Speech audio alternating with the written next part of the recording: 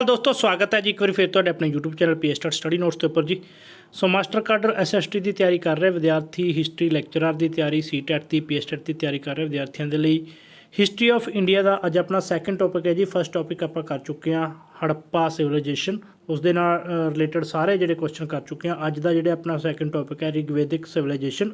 सो बिल्कुल इस टॉपिक के according original home of Aryas, their social political economic and religion life. So इस related जोड़े इंपॉर्टेंट MCQs ने डिस्कस करांगे। नवे विद्यार्थी जोड़े पहली बार चैनल पर विजिट कर रहे हैं चैनल को सबसक्राइब करके प्लेलिस्ट जाके इस तो पहले जिन्नियां भी अपलोड वीडियो ने वो देख सकते हैं। सो स्टार्ट करते हैं जी अज का टॉपिक रिगवैदिक सिविलाइजेशन।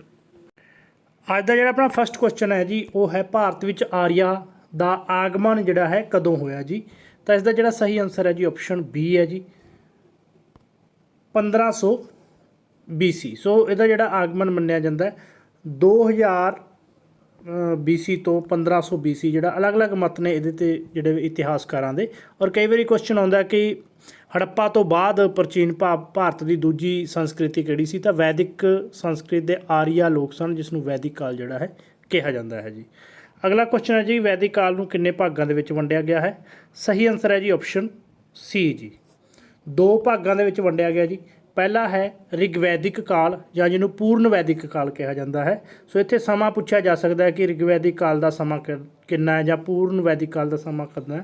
तो 1500 तो लैके जोड़ा 1000 जोड़ा है ईसा पूर्व बिफोर क्राइस्ट कहते हैं BC जोड़ा समा है वो रिगवैदिक या पूर्ण वैदिक काल उसनूं कहा जाता है।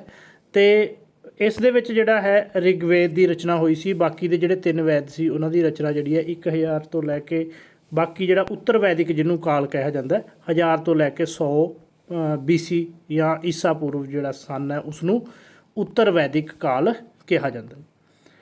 क्वेश्चन नंबर 3 है जी किहड़े इतिहासकार ने आर्या का मूल निवास थां उत्तरी ध्रुव दस्या है। तो इसका जिहड़ा सही आंसर है जी ऑप्शन B है जी, बाल गंगाधर के अनुसार जिहड़ा है आर्या का मूल निवास स्थान है वह उत्तरी ध्रुव है जी। सो आप पहले कर चुके हैं डिस्कस की अलग अलग इतिहासकारों के अलग अलग मत ने इन्हों के मूल स्थान दे कि कित्थों ये आए सी।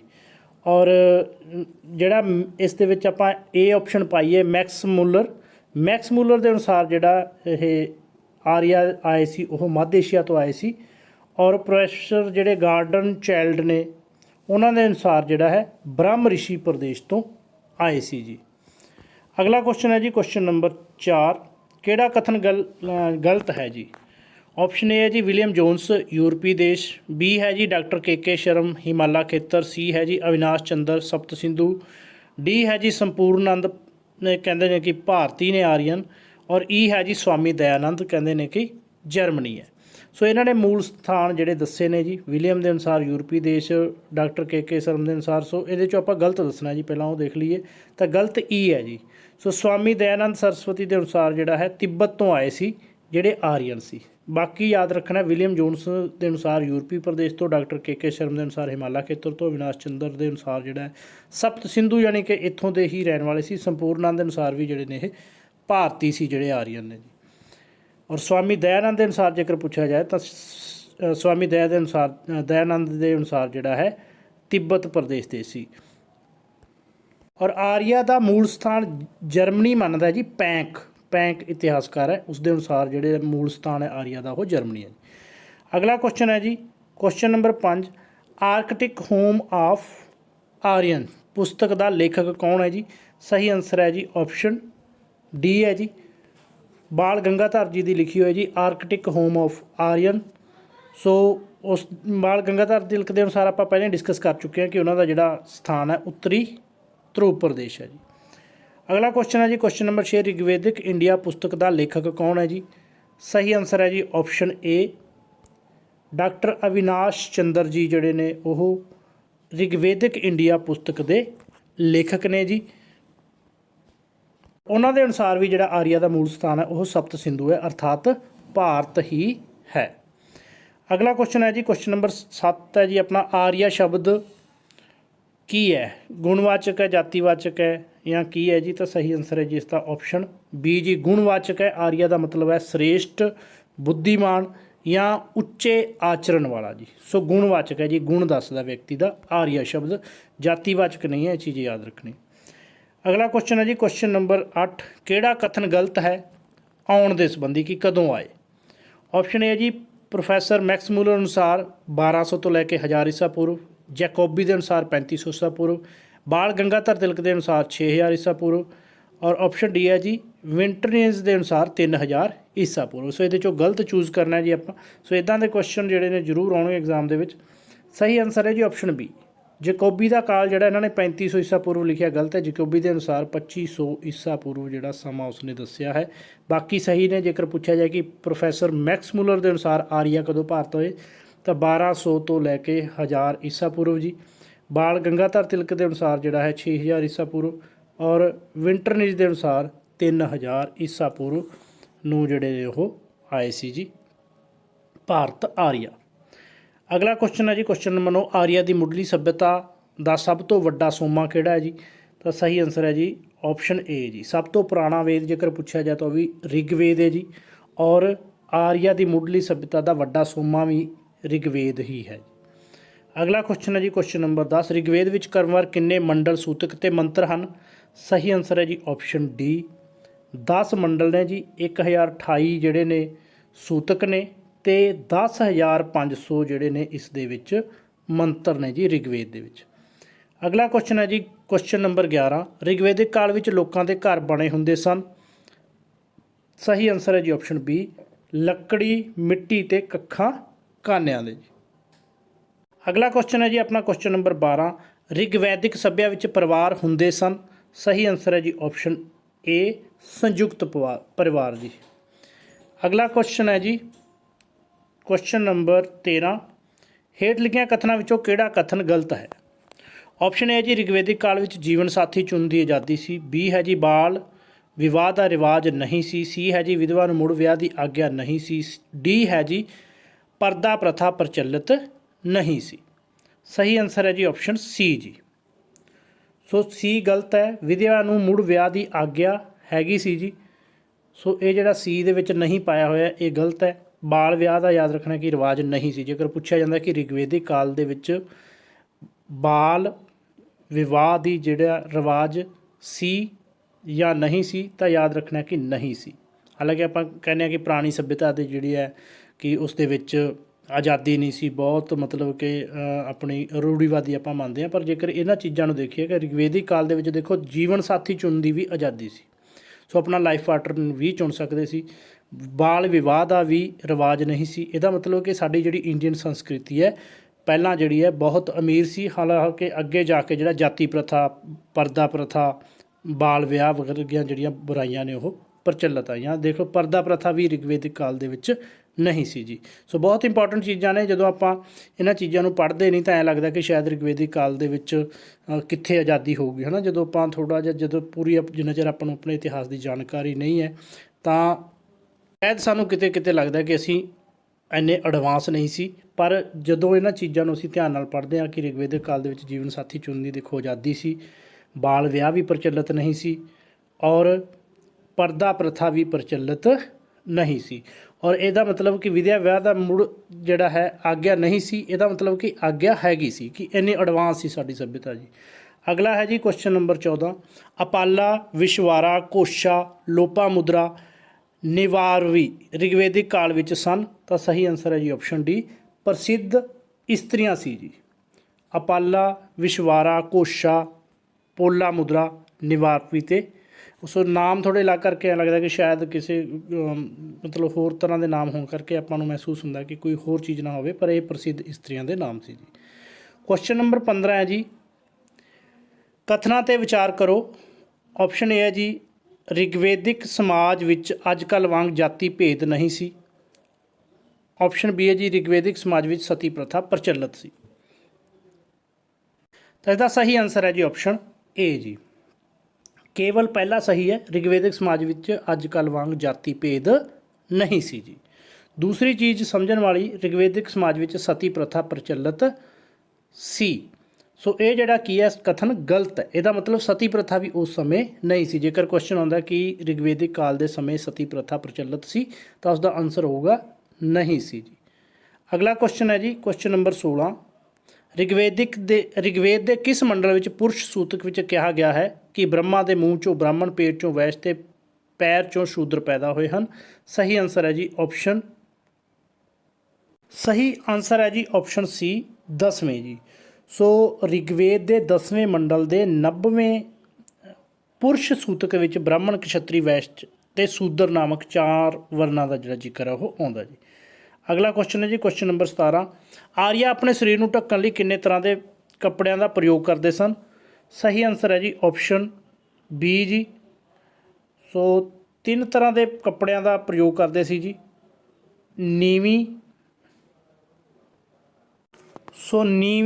ਜਿਹੜਾ ਹੈ ਸਰੀਰ ਦੇ ਹੇਠਲੇ ਹਿੱਸੇ ਦਾ ਬਸਤਰ ਜੀ, ਵਾਸ ਸਰੀਰ ਦੇ ਵਿਚਕਾਰਲੇ ਹਿੱਸੇ ਦਾ ਬਸਤਰ, ਤੇ ਅਧਿਵਾਸ ਜਿਹੜਾ ਉਹ ਸਿਰ ਦੇ ਉੱਪਰ ਵਾਲਾ, ਜਿਵੇਂ ਆਪਾਂ ਪਗੜੀ ਵਗੈਰਾ ਕਹਿ ਸਕਦੇ, ਸਿਰ 'ਤੇ ਪਹਿਨਣ ਵਾਲਾ ਵਸਤਰ ਜੀ। ਔਰ ਪਹਿਲਾਂ ਵਾਂਗ ਜਿਹੜੇ ਕੱਪੜੇ ਸੂਤੀ, ਰੇਸ਼ੀ ਤੇ ਉੱਨੀ ਹੁੰਦੇ ਸੀ ਜੀ ਇਹਨਾਂ ਦੇ।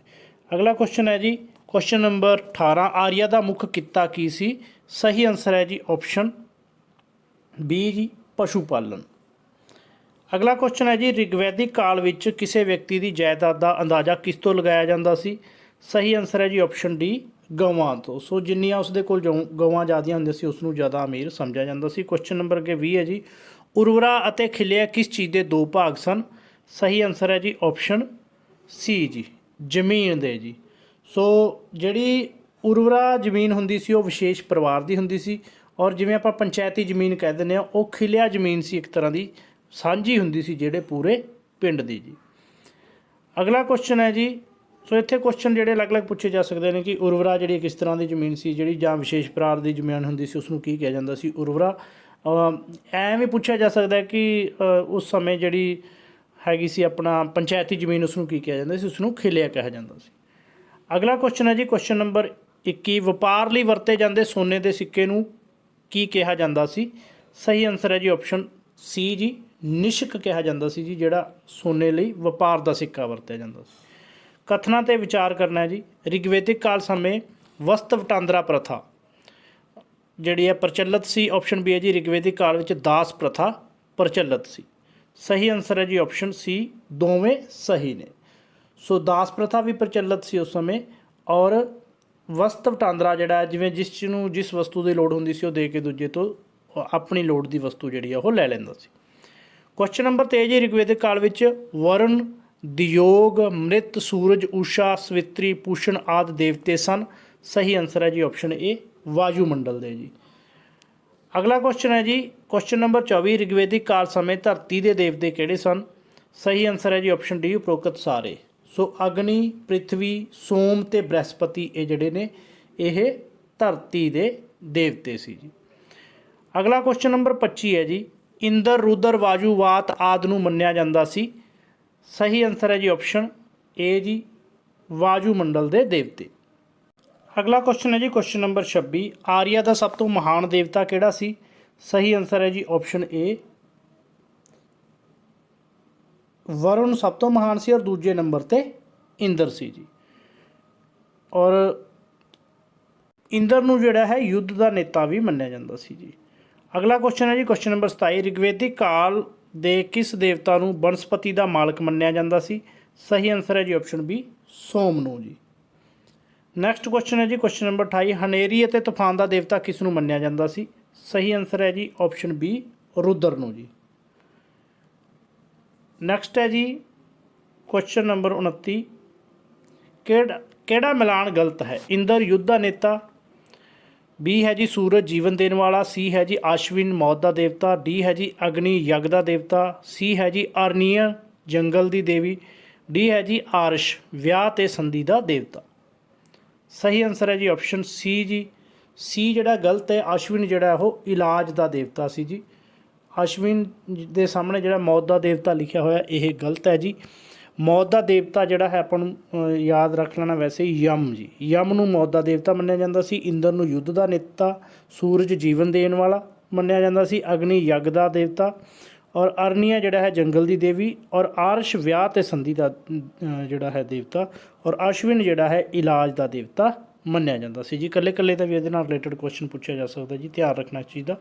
क्वेश्चन नंबर 3 जी, ऋग्वेद ਵਿੱਚ ਕੁੱਲ ਕਿੰਨੀਆਂ ਨਦੀਆਂ ਦਾ ਜ਼ਿਕਰ ਹੈ? ਸਹੀ ਆਨਸਰ ਹੈ ਜੀ ਆਪਸ਼ਨ ਸੀ ਜੀ, 25 ਨਦੀਆਂ ਦਾ ਕੁੱਲ ਜਿਹੜਾ ਹੈ ऋग्वेद ਦੇ ਵਿੱਚ ਜ਼ਿਕਰ ਹੈ ਜੀ। ਔਰ ਸਿੰਧ ਨਦੀ ਦਾ ਸਭ ਤੋਂ ਅਧਿਕ ਵਾਰ ਜ਼ਿਕਰ ਕੀਤਾ ਗਿਆ ਜੀ, ਸਿੰਧ ਦਾ। ਅਗਲਾ ਕੁਐਸਚਨ ਹੈ ਜੀ, ਕੁਐਸਚਨ ਨੰਬਰ ਆਪਣਾ 31 ਹੈ ਜੀ, ऋग्वेदिक ਕਾਲ ਵਿੱਚ ਜਨ ਦਾ ਮੁਖੀਆ ਹੁੰਦਾ ਸੀ? ਸਹੀ ਆਨਸਰ ਹੈ ਜੀ ਆਪਸ਼ਨ ਸੀ, ਸ਼ਾਸਕ ਅਥਵਾ ਰਾਜਨ ਜਿਹੜਾ ਉਹ ਜਨ ਦਾ ਜਾਂ ਕਹਿ ਸਕਦੇ ਕਿ ਜਨਤਾ ਦਾ ਜਿਹੜਾ ਮੁਖੀਆ ਹੁੰਦਾ। ਕੁਐਸਚਨ ਨੰਬਰ ਅੱਗੇ ਹੈ ਜੀ 32 ਪੜ੍ਹੀ ਜਾਏ ਜੀ ਇਹਨੂੰ। ऋग्वेदिक ਕਾਲ ਵਿੱਚ ਭਰਤ, ਮਤਸਿਆ, ਕ੍ਰੀਵੀ, ਯਦੂ, ਤੁਰਵਲ, ਅਨੂ, ਚੇਦੀ, ਗੰਧਾਰੀ ਆਦਿ ਪ੍ਰਸਿੱਧ ਕੀ ਸਨ? ਸਹੀ ਆਨਸਰ ਹੈ ਜੀ ਆਪਸ਼ਨ ਸੀ, ਇਹ ਪ੍ਰਸਿੱਧ ਕਬੀਲੇ ਸੀ ਜੀ। ਨੈਕਸਟ ਹੈ ਜੀ, ਹੇਠ ਲਿਖੇ ਕਥਨਾਂ 'ਤੇ ਵਿਚਾਰ ਕਰੋ। ऋग्वेदिक ਕਾਲ ਵਿੱਚ ਰਾਜੇ ਦਾ ਪਦ ਅਕਸਰ ਜੱਦੀ ਹੁੰਦਾ ਸੀ। ਦੂਸਰਾ ਹੈ ਕਈ ਵਾਰ ਰਾਜਾ ਚੁਣਿਆ ਜਾਂਦਾ ਸੀ। ਸਹੀ ਆਨਸਰ ਹੈ ਜੀ ਆਪਸ਼ਨ ਸੀ, ਦੋਵੇਂ ਕਥਨ ਸਹੀ ਨੇ। ਸੋ ਜਿਹੜਾ ਰਾਜੇ ਦਾ ਪਦ ਹੈ ਜੱਦੀ ਵੀ ਹੁੰਦਾ ਸੀ, ਜਿਵੇਂ ਰਾਜੇ ਤੋਂ ਬਾਅਦ ਉਸਦਾ ਪੁੱਤ ਬੈਠਦਾ ਸੀ ਅੱਗੇ ਉਸਦਾ ਪੁੱਤ, ਔਰ ਕਈ ਵਾਰ ਜਿਹੜਾ ਰਾਜਾ ਚੁਣ ਵੀ ਲਿਆ ਜਾਂਦਾ ਸੀ ਜੀ। ਕੁਐਸਚਨ ਨੰਬਰ 4 ਹੈ ਜੀ, ਰਾਜ ਅਧਿਕਾਰੀਆਂ ਵਿੱਚ ਸਭ ਤੋਂ ਪ੍ਰਸਿੱਧ ਅਧਿਕਾਰੀ ਉਸ ਸਮੇਂ ਕੌਣ ਸੀ? ਸਹੀ ਆਨਸਰ ਆਏਗਾ ਜੀ ਆਪਸ਼ਨ ਏ, ਪੁਰੋਹਿਤ ਜੀ। ਅਗਲਾ ਕੁਐਸਚਨ ਹੈ ਜੀ, ਕੁਐਸਚਨ ਨੰਬਰ, ऋग्वेद ਵਿੱਚ ਕਿਹੜੀਆਂ ਦੋ ਮਹੱਤਵਪੂਰਨ ਸੰਸਥਾਵਾਂ ਸਨ ਜੀ? ਸਹੀ ਆਨਸਰ ਹੈ ਜੀ ਆਪਸ਼ਨ ਡੀ, ਸਭਾ ਤੇ ਸੰਮਤੀ ਜਿਹੜੀਆਂ ਦੋ ਮਹੱਤਵਪੂਰਨ ਸੰਸਥਾਵਾਂ ਸੀ ऋग्वेदिक ਕਾਲ ਦੇ ਵਿੱਚ ਜੀ। ਸੋ ਜਿਹੜੀ ऋग्वेदिक ਕਾਲ ਦੀ ਰਾਜਨੀਤਿਕ ਸੰਗਠਨ ਦੀ ਮੁੱਖ ਵਿਸ਼ੇਸ਼ਤਾ ਇਹ ਵੀ ਸੀ ਕਿ ਪ੍ਰਜਾਤੰਤਰ ਦੇ ਵਿੱਚ ਅੰਸ਼ ਪਾਏ ਜਾਂਦੇ ਸਨ। ਸਭਾ ਤੇ ਸੰਮਤੀ ਦਾ ਜ਼ਿਕਰ ਆਉਂਦਾ ਜੀ ऋग्वेद ਦੇ ਵਿੱਚ। ਦੋਹਾਂ ਦੇ ਵਿੱਚ ਫਰਕ ਕੀ ਸੀ, ਕਿਵੇਂ ਬਣਦੀਆਂ ਸੀ, ਇਹਦਾ ਕੋਈ ਜਾਣਕਾਰੀ ਨਹੀਂ ਹੈ, ਪਰ ਮਹੱਤਵਪੂਰਨ ਸੀ ਜੀ ਦੋਨੋਂ ਇਹ। ਅਗਲਾ ਕੁਐਸਚਨ ਹੈ ਜੀ, ਕੁਐਸਚਨ ਨੰਬਰ 6 ਜੀ, ऋग्वेद ਵਿੱਚ ਵਰਣਨ ਯੁੱਧ ਕਿੰਨੀ ਪ੍ਰਕਾਰ ਦੇ ਹੁੰਦੇ ਸਨ? ਸਹੀ ਆਨਸਰ ਹੈ ਜੀ ਆਪਸ਼ਨ ਏ, 2 ਪ੍ਰਕਾਰ ਦੇ ਹੁੰਦੇ ਸੀ ਜੀ, ਆਰੀਆ ਤੇ ਅਨਾਰੀਆ। ਦੂਸਰਾ ਸੀ ਜਿਹੜਾ ਕਬੀਲਿਆਂ ਦੇ ਯੁੱਧ ਜੀ। ਅਨਾਰੀਆ ਨੂੰ ਜਿਹੜਾ ਹੈ ਦਾਸੂ ਵੀ ਕਿਹਾ ਜਾਂਦਾ ਜੀ। ਆਰੀਆ ਆਏ ਸੀ ਜਦੋਂ ਆਰੀਆ ਭਾਰਤ 'ਚ ਆਏ ਸਨ ਤਾਂ ਉਹਨਾਂ ਦੇ ਇੱਥੋਂ ਜਿਹੜੇ ਮੂਲ ਨਿਵਾਸੀ ਸੀ ਜਿਨ੍ਹਾਂ ਨੂੰ ਦਾਸੂ ਕਿਹਾ ਜਾਂਦਾ ਸੀ, ਉਹਨਾਂ ਨਾਲ ਯੁੱਧ ਕੀਤੇ, ਜਾਂ ਫਿਰ ਕਬੀਲਿਆਂ ਦੇ ਯੁੱਧ ਸੀ ਜੀ। ਅਗਲਾ ਕੁਐਸਚਨ ਹੈ ਜੀ, ਕੁਐਸਚਨ ਨੰਬਰ 7 ਹੈ ਜੀ, ऋग्वेद ਅਨੁਸਾਰ ਭਰਤ ਕਬੀਲੇ ਦੇ ਰਾਜੇ ਸੁਦਾਮ ਨੇ ਕਿਸ ਨਦੀ ਦੇ ਕਿਨਾਰੇ 10 ਕਬੀਲਿਆਂ ਦੇ ਸੰਘ ਨੂੰ ਬੁਰੀ ਤਰ੍ਹਾਂ ਹਰਾਇਆ? ਸਹੀ ਆਨਸਰ ਹੈ ਜੀ ਆਪਸ਼ਨ ਏ, ਪਰੁਸ਼ਨੀ ਜੀ। ਅਗਲਾ ਕੁਐਸਚਨ ਹੈ ਜੀ, ऋग्वेद ਕਿਸ ਨਦੀ ਨੂੰ ਸਭ ਤੋਂ ਜ਼ਿਆਦਾ ਜਿਹੜਾ ਪਵਿੱਤਰ ਮੰਨਿਆ ਜਾਂਦਾ ਹੈ? ਤਾਂ ਸਹੀ ਆਨਸਰ ਹੈ ਜੀ ਆਪਸ਼ਨ ਸੀ, ਸਰਸਵਤੀ ਨੂੰ ऋग्वेद ਦੇ ਵਿੱਚ ਸਭ ਤੋਂ ਜ਼ਿਆਦਾ ਪਵਿੱਤਰ ਜਿਹੜਾ ਮੰਨਿਆ ਗਿਆ ਜੀ। ਅਗਲਾ ਕੁਐਸਚਨ ਹੈ ਜੀ, ਵੈਦਿਕ ਕਾਲ ਵਿੱਚ ਕਿਸ ਦਾ ਪ੍ਰਯੋਗ ਰਣ ਵਿੱਚ ਯਾਨੀ ਕਿ ਯੁੱਧ ਭੂਮੀ ਦੇ ਵਿੱਚ ਨਹੀਂ ਸੀ ਕੀਤਾ ਜਾਂਦਾ? ਸਹੀ ਆਨਸਰ ਹੈ ਜੀ ਆਪਸ਼ਨ ਸੀ, ਹਾਥੀਆਂ ਦਾ ਪ੍ਰਯੋਗ ਜਿਹੜਾ ਨਹੀਂ ਸੀ ਕੀਤਾ ਜਾਂਦਾ ਜੀ। ਅਗਲਾ ਕੁਐਸਚਨ ਹੈ ਜੀ, ਵੈਦਿਕ ਕਾਲ ਵਿੱਚ ਜੀਵਨ ਨੂੰ ਕਿੰਨੇ ਆਸ਼ਰਮਾਂ ਦੇ ਵਿੱਚ ਵੰਡਿਆ ਹੋਇਆ ਸੀ ਜੀ? ਸਹੀ ਆਨਸਰ ਹੈ ਜੀ ਆਪਸ਼ਨ ਸੀ ਜੀ, 4 ਆਸ਼ਰਮਾਂ ਦੇ ਵਿੱਚ ਵੰਡਿਆ ਹੋਇਆ ਸੀ ਜੀ। ਵੈਦਿਕ ਕਾਲ ਦੀ ਗੱਲ ਆਪਾਂ ਕਰ ਰਹੇ ਹਾਂ ਜੀ ਹੁਣ, ਜਿਹਨੂੰ ਉੱਤਰ ਵੈਦਿਕ ਕਾਲ ਕਹਿੰਦੇ ਨੇ। ਬ੍ਰਹਮਚਾਰੀ 12 ਤੋਂ 25, ਗ੍ਰਹਿਸਤੀ 25 ਤੋਂ 50 ਸਾਲ, ਵਣਪ੍ਰਸਥ 50 ਤੋਂ 75 ਔਰ ਸੰਨਿਆਸ 75 ਤੋਂ ਬਾਕੀ ਜੀਵਨ ਜੀ। ਅਗਲਾ ਕੁਐਸਚਨ ਹੈ ਜੀ, ਪਹਿਲੇ 3 ਵਰਨਾਂ ਬ੍ਰਾਹਮਣ, ਕਸ਼ਤਰੀ, ਵੈਸ਼ਨੂ, ਆਰੀਆ ਕਾਲ ਦੇ ਵਿੱਚ ਕੀ ਕਿਹਾ ਜਾਂਦਾ ਸੀ? ਸਹੀ ਆਨਸਰ ਹੈ ਜੀ ਆਪਸ਼ਨ ਸੀ ਜੀ, ਦਵਿਜ ਕਿਹਾ ਜਾਂਦਾ ਸੀ, ਜਿਸ ਦਾ ਅਰਥ ਹੈ 2 ਵਾਰ ਜੰਮਿਆ ਜੀ। ਅਗਲਾ ਕੁਐਸਚਨ ਹੈ ਜੀ, ऋग्वेद ਵਿੱਚ ਕਿਹੜੇ ਮੰਡਲ ਬਾਅਦ ਵਿੱਚ ਜੋੜੇ ਗਏ ਹਨ? ਸਹੀ ਆਨਸਰ ਹੈ ਜੀ ਆਪਸ਼ਨ ਡੀ, ਪਹਿਲਾ ਤੇ 10ਵਾਂ ਜੀ। ਸੋ ਇਹ ਜਿਹੜੇ ਮੰਡਲ ਨੇ ਬਾਅਦ ਦੇ ਵਿੱਚ ਜੋੜੇ ਗਏ ਨੇ। ਅਗਲਾ ਕੁਐਸਚਨ ਹੈ ਜੀ, ਕੁਐਸਚਨ ਨੰਬਰ 13, ਸਮਿਤੀ ਅਤੇ ਸਭਾ ਨੂੰ ਕਿਹਾ ਜਾਂਦਾ ਸੀ? ਸਹੀ ਆਨਸਰ ਹੈ ਜੀ ਆਪਸ਼ਨ ਸੀ, ਈਸ਼ਾਨ ਜੀ। ਸੋ ਈਸ਼ਾਨ ਕਿਹਾ ਜਾਂਦਾ ਸੀ ਸਮਿਤੀ ਤੇ ਸਭਾਪਤੀ ਨੂੰ ਜੀ। ਅੱਛਾ ਜੀ, ਕੁਐਸਚਨ ਨੰਬਰ 14 ਜੀ, ऋग्वेद ਕਾਲ ਵਿੱਚ ਕੱਪੜੇ ਬਣਾਉਣ ਲਈ ਵਰਤੋਂ ਕੀਤੀ ਜਾਂਦੀ ਸੀ? ਸਹੀ ਆਨਸਰ ਹੈ ਜੀ ਆਪਸ਼ਨ ਡੀ, ਉਪਰੋਕਤ ਸਾਰਿਆਂ ਦੀ, ਉੱਨ ਦੀ, ਸੂਤ ਦੀ ਤੇ ਹਿਰਨ ਦੀ ਖੱਲ ਦੀ ਜਿਹੜੀ ਵਰਤੋਂ ਉਹ ਕੱਪੜੇ ਬਣਾਉਣ ਲਈ ਕੀਤੀ ਜਾਂਦੀ ਸੀ। ਕੁਐਸਚਨ ਨੰਬਰ ਅੱਗੇ ਹੈ ਜੀ, ऋग्वेद ਕਾਲ ਵਿੱਚ ਮੁੱਖ ਫਸਲ ਸੀ? ਸਹੀ ਆਨਸਰ ਹੈ ਜੀ ਆਪਸ਼ਨ ਡੀ, ਤਿਲਹਨ, ਚਾਵਲ, ਗੰਨਾ ਤੇ ਮੂੰਗੀ, ਇਹ ਜਿਹੜੀਆਂ ਨੇ ਪ੍ਰਮੁੱਖ ਫਸਲਾਂ ਸੀ ऋग्वेदिक ਕਾਲ ਦੀਆਂ ਜੀ। ਅਗਲਾ ਕੁਐਸਚਨ ਹੈ ਜੀ, ਕਥਨਾਂ 'ਤੇ ਵਿਚਾਰ ਕਰੋ। ਬਹੁ ਵਿਆਹ ਪ੍ਰਚਲਿਤ ਨਹੀਂ ਸੀ, ਸਮੁੰਦਰ ਤੋਂ ਅਣਜਾਣ ਸੀ ऋग्वेदिक ਕਾਲ ਦੇ ਲੋਕ। ਸਹੀ ਆਨਸਰ ਹੈ ਜੀ ਆਪਸ਼ਨ ਸੀ, ਦੋਵੇਂ ਸਹੀ ਨੇ। ਸੋ ਉਸ ਸਮੇਂ ਬਹੁ ਵਿਆਹ ਵੀ ਜਿਹੜਾ ਪ੍ਰਚਲਿਤ ਨਹੀਂ ਸੀ ਔਰ ਸਮੁੰਦਰ ਤੋਂ ਅਣਜਾਣ ਸੀ ਜੀ। ਅਗਲਾ ਕੁਐਸਚਨ ਹੈ ਜੀ, ਯਜੁਰਵੇਦ, ਸਾਮਵੇਦ ਤੇ ਅਥਰਵੇਦ ਗ੍ਰੰਥਾਂ ਦੀ ਰਚਨਾ ਹੋਈ। ਸਹੀ ਆਨਸਰ ਹੈ ਜੀ ਆਪਸ਼ਨ ਬੀ, ਉੱਤਰ ਵੈਦਿਕ ਕਾਲ ਦੇ ਵਿੱਚ ਜੀ। ਸੋ ਇਹਨਾਂ ਦੀ ਜਿਹੜੀ ਰਚਨਾ ਮੰਨੀ ਜਾਂਦੀ ਹੈ 1200 ਤੋਂ ਲੈ ਕੇ 200 ਈਸਾ ਪੂਰਵ ਦੇ ਵਿਚਕਾਰ ਹੋਈ ਮੰਨੀ ਜਾਂਦੀ ਹੈ ਜੀ। ਯਜੁਰਵੇਦ, ਸਾਮਵੇਦ ਤੇ ਅਰਥਵੇਦ ਦੀ। ਸੋ 4 ਪ੍ਰਮੁੱਖ ਵੇਦ ਨੇ ਜੀ। ਸਭ ਤੋਂ ਪੁਰਾਣਾ ਰਿਗਵੇਦ ਹੈ, ਉਸ ਤੋਂ ਬਾਅਦ ਜਿਹੜਾ ਯਜੁਰਵੇਦ, ਸਾਮਵੇਦ ਤੇ ਅਰਥਵੇਦ 3 ਵੇਦ ਨੇ। ਸੋ ਜੇਕਰ ਪੁੱਛਿਆ ਜਾਏ ਕਿ 4 ਵੇਦ ਕਿਹੜੇ ਨੇ ਤਾਂ ਆਪਾਂ ਉਹ ਵੀ ਦੱਸ ਸਕਦੇ ਹਾਂ ਜੀ। ਅਗਲਾ ਕੁਐਸਚਨ ਹੈ ਜੀ, ਸਾਮਵੇਦ ਵਿੱਚ ਆਪਣੇ ਮੰਤਰ ਕਿੰਨੇ ਹਨ? ਸਹੀ ਆਨਸਰ ਹੈ ਜੀ ਆਪਸ਼ਨ ਡੀ ਜੀ, 99 ਮੰਤਰ ਜਿਹੜੇ ਸਾਮਵੇਦ ਦੇ ਵਿੱਚ ਆਪਣੇ ਨੇ ਜੀ। ਬਾਕੀ ਦੇ ਜਿਹੜੇ ਮੰਤਰ ਨੇ ਉਹ ਜੇਕਰ ਪੁੱਛਿਆ ਜਾਏ ਕਿੱਥੋਂ ਲਏ ਨੇ ਤਾਂ ਉਹ ਰਿਗਵੇਦ ਤੋਂ ਲੈ ਗਏ ਨੇ ਜੀ। ਅਗਲਾ ਕੁਐਸਚਨ ਹੈ ਜੀ, ਸਾਮਵੇਦ ਨੂੰ ਕਿਸ ਦਾ ਵੇਦ ਕਿਹਾ ਜਾਂਦਾ ਹੈ? ਸਹੀ ਆਨਸਰ ਹੈ ਜੀ ਆਪਸ਼ਨ ਡੀ, ਇਹਨਾਂ ਵਿੱਚੋਂ ਕੋਈ ਨਹੀਂ। ਸੌਰੀ, ਇਹਦਾ ਬਾਏ ਮਿਸਟੇਕ ਜਿਹੜਾ ਆਨਸਰ ਗਲਤ ਲਿਖਿਆ ਗਿਆ ਜੀ। ਆਪਸ਼ਨ ਇਹਦਾ ਬੀ ਸਹੀ ਆਉਣਾ ਸੀ ਜੀ, ਗੀਤਾਂ ਦਾ ਵੇਦ ਕਿਹਾ ਜਾਂਦਾ ਜੀ। ਸੋ ਸਾਮਵੇਦ ਨੂੰ ਗੀਤਾਂ ਦਾ ਵੇਦ ਕਿਹਾ ਜਾਂਦਾ। ਸਾਮ ਸ਼ਬਦ ਦਾ ਅਰਥ ਹੀ ਜਿਹੜਾ ਹੈ ਉਹ ਗੀਤ ਹੁੰਦਾ ਹੈ ਜੀ। ਔਰ ਭਾਰਤੀ ਸੰਗੀਤ ਦਾ ਮੂਲ ਆਧਾਰ ਜੇਕਰ ਪੁੱਛਿਆ ਜਾਏ ਕਿਸ ਨੂੰ ਮੰਨਿਆ ਜਾਂਦਾ ਤਾਂ ਸਾਮਦੇਵ ਨੂੰ ਮੰਨਿਆ ਜਾਂਦਾ ਜੀ। ਇਸ ਦੇ ਵਿੱਚ ਸੂਰਜ, ਇੰਦਰ, ਸੋਮ ਦੇਵਤਾ ਦਾ ਜ਼ਿਕਰ ਆਦਿ ਜਿਹੜਾ ਆਉਂਦਾ ਔਰ ਇਹ ਗ੍ਰੰਥ ਸ਼ਲੋਕਾਂ ਦੇ ਵਿੱਚ ਰਚਿਆ ਹੋਇਆ ਜੀ। ਸੋ ਕਨਫਿਊਜ਼ ਨਾ ਹੋਣਾ ਜੀ ਪਲੀਜ਼, ਸਾਮਵੇਦ ਗੀਤਾਂ ਦਾ ਵੇਦ ਕਿਹਾ ਜਾਂਦਾ। ਅਗਲਾ ਕੁਐਸਚਨ ਹੈ ਜੀ, ਕੁਐਸਚਨ ਕਿਸ ਵੇਦ ਵਿੱਚ ਯੱਗਾਂ ਵਿੱਚ ਪੜ੍ਹੇ ਜਾਣ ਵਾਲੇ ਮੰਤਰਾਂ ਦਾ ਸੰਗ੍ਰਹਿ ਹੈ ਜੀ? ਸਹੀ ਆਨਸਰ ਹੈ ਜੀ ਆਪਸ਼ਨ ਬੀ, ਯਜੁਰਵੇਦ ਜੀ, ਜਿਸ ਦੇ 40 ਜਿਹੜੇ ਅਧਿਆਏ ਨੇ ਜੀ। ਅਗਲਾ ਕੁਐਸਚਨ ਹੈ ਜੀ, ਕਿਹੜਾ ਗ੍ਰੰਥ 4 ਪ੍ਰਮੁੱਖ ਗ੍ਰੰਥਾਂ ਵਿੱਚੋਂ ਸਭ ਤੋਂ ਅਖੀਰ ਦੇ ਵਿੱਚ ਲਿਖਿਆ ਗਿਆ ਜੀ? ਸਹੀ ਆਨਸਰ ਹੈ ਜੀ ਆਪਸ਼ਨ ਬੀ, ਅਥਰਵੇਦ ਜਿਹੜਾ ਹੈ ਸਭ ਤੋਂ ਅਖੀਰ ਦੇ ਵਿੱਚ ਲਿਖਿਆ ਗਿਆ ਜੀ। ਔਰ ਭਾਰਤੀ ਗਿਆਨ ਦਾ ਆਧਾਰ ਹੈ ਅਥਰਵੇਦ ਜੀ। ਅਥਰਵੇਦ ਦੇ ਵਿੱਚ ਜਿਹੜਾ ਹੈ ਭਾਰਤੀ ਸਮਾਜ, ਪਰਿਵਾਰ ਤੇ ਰਾਜਨੀਤਿਕ ਜੀਵਨ ਬਾਰੇ ਜਿਹੜੀ ਜਾਣਕਾਰੀ ਹੈ ਉਹ ਮਿਲਦੀ ਹੈ ਜੀ। ਔਰ ਇਸ ਤੋਂ ਇਲਾਵਾ ਅਥਰਵੇਦ ਦੇ ਵਿੱਚ ਰੋਗਾਂ ਦਾ ਉਪਚਾਰ, ਵਿਆਹ, ਜਾਦੂ ਟੂਣੇ, ਅੰਧ ਵਿਸ਼ਵਾਸ, ਮਨੁੱਖੀ ਵਿਚਾਰ ਵਿਹਾਰ, ਸ਼ਰਾਪ, ਆਸ਼ੀਰਵਾਦ, ਦਵਾਈਆਂ ਆਦਿ ਦਾ ਵੀ ਵਰਣਨ ਜਿਹੜਾ ਉਹ ਕੀਤਾ ਗਿਆ ਹੈ ਜੀ। ਅਗਲਾ ਕੁਐਸਚਨ ਹੈ ਜੀ, ਰੋਗਾਂ ਦਾ ਉਪਚਾਰ, ਵਿਆਹ, ਜਾਦੂ ਟੂਣੇ, ਅੰਧ ਵਿਸ਼ਵਾਸ, ਮਨੁੱਖੀ ਵਿਚਾਰ ਵਿਹਾਰ, ਸ਼ਰਾਪ, ਆਸ਼ੀਰਵਾਦ, ਦਵਾਈਆਂ ਆਦਿ ਦਾ ਵਰਣਨ ਕਿਸ ਗ੍ਰੰਥ ਦੇ ਵਿੱਚ ਮਿਲਦਾ ਜੀ? ਆਪਾਂ ਡਿਸਕਸ ਕਰ ਚੁੱਕੇ ਹਾਂ ਜੀ, ਅਥਰਵੇਦ ਦੇ ਵਿੱਚ ਜੀ। ਅਗਲਾ ਕੁਐਸਚਨ ਹੈ ਜੀ, ਅਥਰਵੇਦ ਕਿੰਨੇ ਮੰਡਲਾਂ ਜਾਂ ਕਾਂਡ ਦੇ ਵਿੱਚ ਵੰਡਿਆ ਹੋਇਆ ਜੀ? ਸਹੀ ਆਨਸਰ ਹੈ ਜੀ ਆਪਸ਼ਨ ਸੀ ਜੀ, 20 ਮੰਡਲਾਂ ਦੇ ਵਿੱਚ ਜਾਂ ਕਾਂਡ ਦੇ ਵਿੱਚ ਵੰਡਿਆ ਹੋਇਆ ਜੀ। ਔਰ ਇਸ ਦੇ ਵਿੱਚ 731 ਸੂਤਕ ਨੇ ਜੀ। ਅਗਲਾ ਕੁਐਸਚਨ ਹੈ ਜੀ, ਐਤਰੇਆ ਅਤੇ ਕੁਸ਼ਿਤਕੀ ਕਿਸ ਵੇਦ ਦੇ ਬ੍ਰਾਹਮਣ ਹਨ? ਸਹੀ ਆਨਸਰ ਹੈ ਜੀ ਆਪਸ਼ਨ ਏ, ਰਿਗਵੇਦ ਦੇ ਜੀ। ਸੋ ਯਾਦ ਰੱਖਣਾ ਕਿ ਹਰ ਵੇਦ ਦੇ ਆਪਣੇ ਆਪਣੇ ਬ੍ਰਾਹਮਣ ਨੇ ਜੀ। ਔਰ ਇਹਨਾਂ ਵਿੱਚ ਵੇਦ ਮੰਤਰਾਂ ਦੀ ਜਿਹੜੀ ਵਿਆਖਿਆ ਉਹ ਕੀਤੀ ਗਈ ਹੈ ਜੀ। ਸੋ ਰਿਗਵੇਦ ਦੇ 2 ਬ੍ਰਾਹਮਣ ਨੇ, ਐਤਰੇਆ ਅਤੇ ਕੁਸ਼ਿਤਕੀ ਜੀ। ਅਗਲਾ ਕੁਐਸਚਨ ਹੈ ਜੀ, ਅਸ਼ਮਵੇਦ ਯੱਗ ਦਾ ਉਲੇਖ ਕਿਹੜੇ ਕਾਲ ਵਿੱਚ ਮਿਲਦਾ ਹੈ? ਸਹੀ ਆਨਸਰ ਹੈ ਜੀ ਆਪਸ਼ਨ ਏ। ਸੋ ਉੱਤਰ ਵੈਦਿਕ ਕਾਲ ਦੇ ਵਿੱਚ ਜਿਹੜਾ ਅਸ਼ਮਵੇਦ ਯੱਗ ਦਾ ਉਲੇਖ ਜਿਹੜਾ ਉਹ ਮਿਲਦਾ ਹੈ ਜੀ। ਔਰ ਰਮਾਇਣ ਦੀ ਰਚਨਾ ਵੀ ਜਿਹੜੀ ਹੈ ਉਹ ਉੱਤਰ ਵੈਦਿਕ ਕਾਲ ਦੇ ਵਿੱਚ ਹੋਈ ਹੈ ਜੀ। ਅਗਲਾ ਕੁਐਸਚਨ ਹੈ ਜੀ, ਵੈਦਿਕ ਕਾਲ ਦੇ 16 ਮਹਾਜਨਪਦਾਂ ਦੇ ਵਿੱਚੋਂ ਕਿਹੜਾ ਨਹੀਂ ਸੀ ਜੀ ਇਹਨਾਂ ਦੇ ਵਿੱਚੋਂ?